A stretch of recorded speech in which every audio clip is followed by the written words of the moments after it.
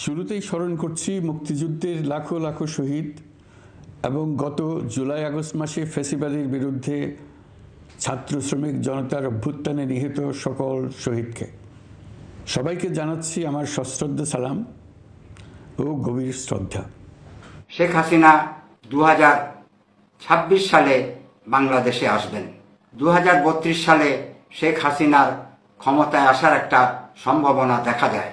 শেখ হাসিনা জীবনের খুব বেশি সময় বাকি নাই।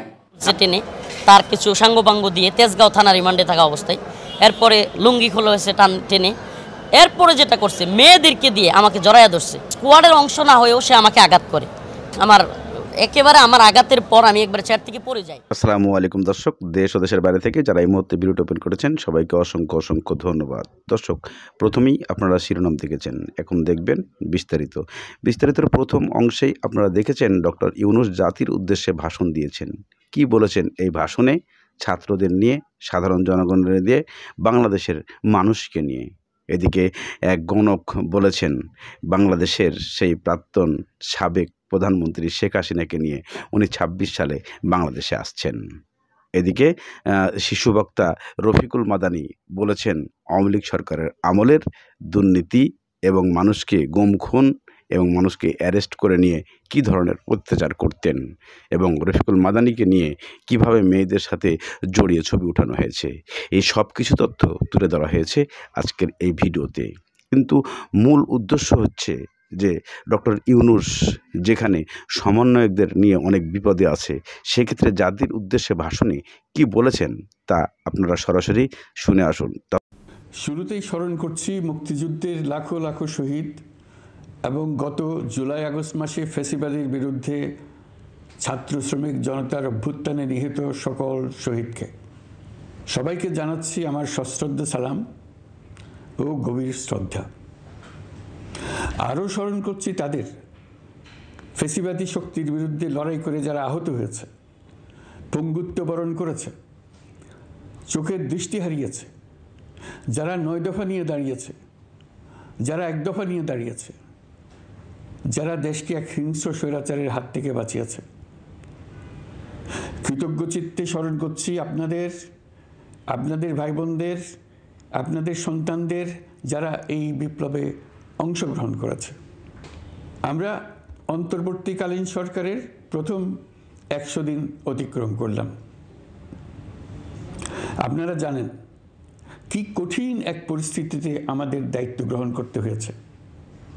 ছাত্র শ্রমিক জনতার অভূতপূর্ব গণ অভ্যুত্থানের পর ফ্যাসিস্ট সরকার প্রধান পালিয়ে গেলে দেশ সরকার শূন্য হয় সাময়িকভাবে। পুলিশ প্রশাসন এই সময় সম্পূর্ণ নিষ্ক্রিয় হয়ে পড়লে উদ্বেগজনক এক পরিস্থিতির সৃষ্টি হয়।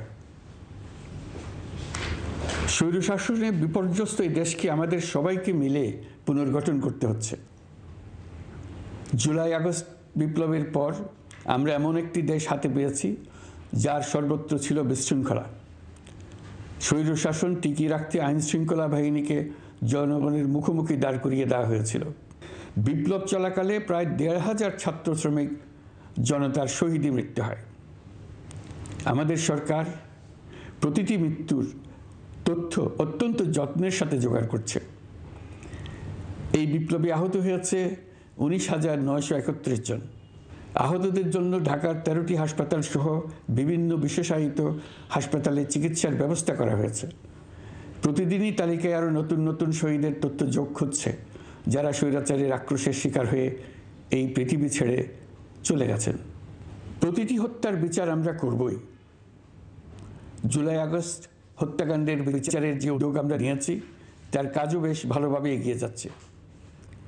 পতিত স্বৈরাচার শেখ হাসিনাকেও আমরা ভারতের কাছ থেকে ফেরত চাইব। কেবল জুলাই আগস্ট হত্যাকাণ্ডই নয়, আমরা গত 15 বছরে সব অপকর্মের বিচার করব। অসংখ্য মানুষ গুম হয়েছে, খুন হয়েছে। এই সময় আমরা গুমের তদন্তে একটা কমিশন গঠন করেছি। কমিশন প্রধান আমাকে জানিয়েছেন অক্টোবর পর্যন্ত তারা 1600 গুমের তথ্য পেয়েছেন। তাদের ধারণা তার কিছু সাঙ্গপাঙ্গ দিয়ে তেজগাঁও থানা রিমান্ডে থাকা অবস্থায় এরপরে লুঙ্গি খোলা হয়েছে টান টেনে। এরপরে যেটা করছে মেয়েদেরকে দিয়ে আমাকে জড়াইয়া ধরছে। স্কোয়াডের অংশ না হয়েও সে আমাকে আঘাত করে। একেবারে আমার আঘাতের পর আমি একবারে চেয়ার থেকে পড়ে যাই। মানে একটা কবর যতটুকু হয়, কবর মানুষকে যেখানে দাফন করা হয় সেটার পরিমাণ, এখানেই বাথরুম, এখানেই খাওয়া, এখানেই সব। এই ঘরটাতেও আমি ছিলাম। রিমান্ডে কিংবা বন্দি থাকা অবস্থায় কি পরিমাণ জুলুম করেছে এটার কোনো হিসাব নাই। বন্দি অবস্থায় থাকা ব্যক্তির সাথে কি এ ধরনের আচরণ চলতে পারে? আমি ওই প্রশ্নগুলোর কোনো উত্তর পাই না। অভিযোগ আমাদেরকে যেটা বলা হয়েছে যে আমি বলেছিলাম যে ইসলামের বিরুদ্ধে গেলে প্রধানমন্ত্রী মানি না, ইসলামের বিরুদ্ধে গেলে রাষ্ট্রপতি মানি না। এই কথাগুলোকে কোট করা হয়েছে, কিন্তু বাস্তবতা হলো এই কথাগুলো কিছুই ছিল না। আমি যখন 26 দিন রিমান্ডে ছিলাম তখন এই কথাগুলো নিয়ে আমাকে তেমন একটা প্রশ্ন করা হয়নি, বরং বারবার ঘুরে ফিরে জিজ্ঞেস করেছে যে আপনারা কেন, কার ইন্ধনে, কাদের কথায় আপনারা মোদি বিরোধী আন্দোলন করেছেন। মূলত প্রত্যেক আলেমকে ধরার পিছনে যেটা সবচেয়ে বড় ভূমিকা ছিল, কাউকে রিসোর্টের মামলা, কাউকে অমুক মামলা, তমুক মামলা, এগুলো প্রত্যেকটাই, কাউকে ভাঙচুরের মামলা, এক একজনকে মামলা দেখানোর জন্য দেখানো। কিন্তু বাস্তবতা হলো প্রত্যেককেই ধরার পিছনে একটাই কারণ, সেটা হলো কেন আমরা মোদি বিরোধী আন্দোলনে জড়ালাম এটাই। এবং মোদিকে খুশি করতে গিয়ে গত ফ্যাসিস্ট সরকার, জালেম সরকার হাসিনা এই কাজটা করেছে।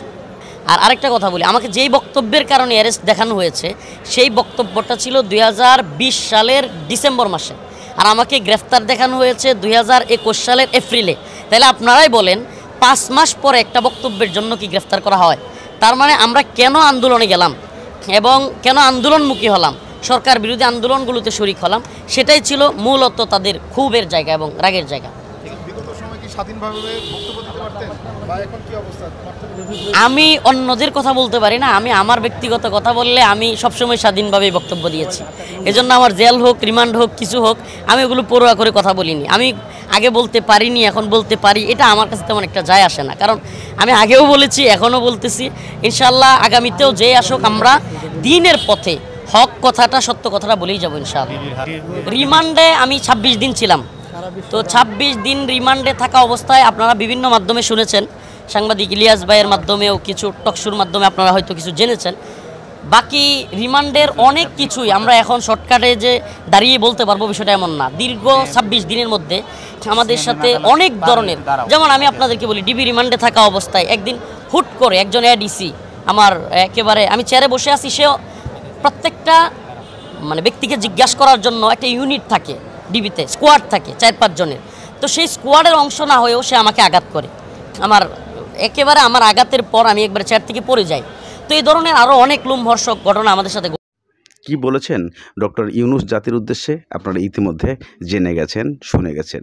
ফ্যাসিস্ট সরকারকে নিয়ে অনেক কিছুই কথা বলেছেন, আওয়ামী লীগকে নিয়ে অনেক কথাই বলেছেন। তবে সেই কথা শেষের পরেই রফিকুল মাদানি সে বলেছেন এই সরকারের যে আচরণ ছিল এবং ডিবি হারুনের কি কাজগুলো ছিল এবং কেন বা করতো এই মোদি সরকারকে নিয়েই সবই উত্থান পতন এই বাংলাদেশের।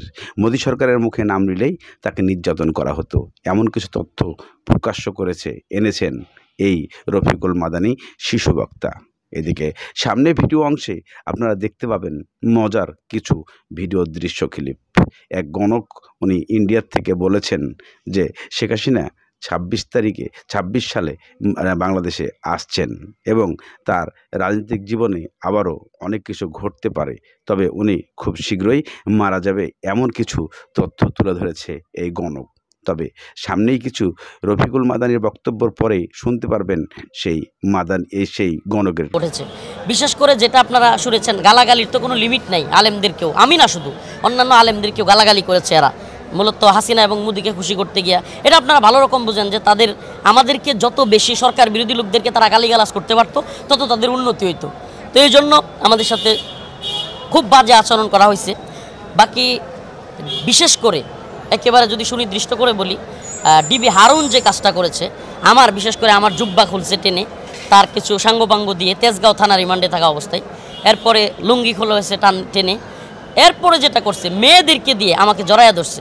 এবং এটা আমি তখন যখন বেরোইছিলাম, আপনারা বলতে পারেন যে হুজুর তাহলে মুক্তি পাওয়ার পর অনেক দিন পর বললেন, হাসিনা যাওয়ার পরে না, আমি ওই যেদিন রিমান্ডে নেয়ার পরের কোর্টে আমি চিল্লাইয়া আপনার চিৎকার করে আপনার ওই সাইবার ট্রাইব্যুনালে বিচারকের সামনে আশামস জগলুল হায়দার উনি তখন বিচারক ছিলেন, তার সামনে আমি চিৎকার করে করে বলেছিলাম যে আপনি আজকে আমাকে প্রশ্ন করতেছেন হুজুর, ওইটা বলছেন কেন, ওইটা বলছেন।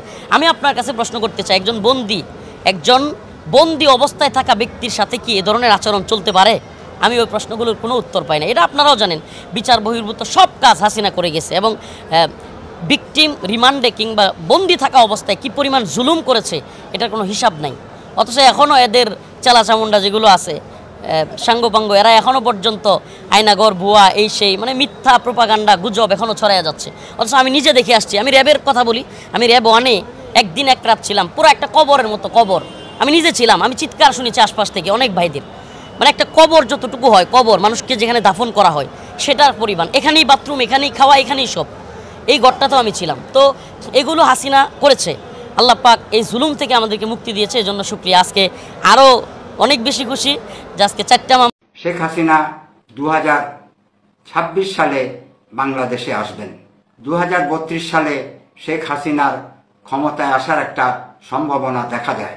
শেখ হাসিনা জীবনের খুব বেশি সময় বাকি নাই। তার মৃত্যু সম্পর্কেও আমি গণনা করেছি। তিনি 2033 সালে আমাদেরকে ছেড়ে চলে যাবেন। সম্ভবত তার মৃত্যু যেদিন হবে সেদিন সোমবার হওয়ার সম্ভাবনাই সবচেয়ে বেশি। জ্যোতিষবিজ্ঞান নিয়ে আমাদের দেশে তেমন বিশেষ চর্চা হয় না, কিন্তু জ্যোতিষবিজ্ঞান এমন একটি বিজ্ঞান যার সুফল সম্পর্কে অস্বীকার করার কোনো ক্ষমতা নাই। 2024 সাল শেখ হাসিনা ও আওয়ামী লীগের জন্য শুভ সময় ছিল না, এটা আমি বলেছি। আমি আজকে শেখ হাসিনার ভবিষ্যৎ সম্পর্কে তিনি যতদিন বেঁচে থাকবেন সেই পর্যন্ত তার গণনা করেছি, সেটার উপরেই আপনাদেরকে জানাবো। শেখ হাসিনা 5ই আগস্ট দেশ ত্যাগ করে চলে গেছেন, আমরা জানি। তিনি খুব একটা ভালো নেই। তার কারণ হচ্ছে তার গ্রহগত অবস্থান, তার দলের লোকজনের অবস্থা আরও খারাপ। শেখ হাসিনা 28শে সেপ্টেম্বর 1947 সালে জন্মগ্রহণ করেন। তার 28শে সেপ্টেম্বর হিসাব করলে তিনি তুলা রাশির জাতিকা হন। রাশিচক্রের 7ম ঘর হচ্ছে তুলা রাশি।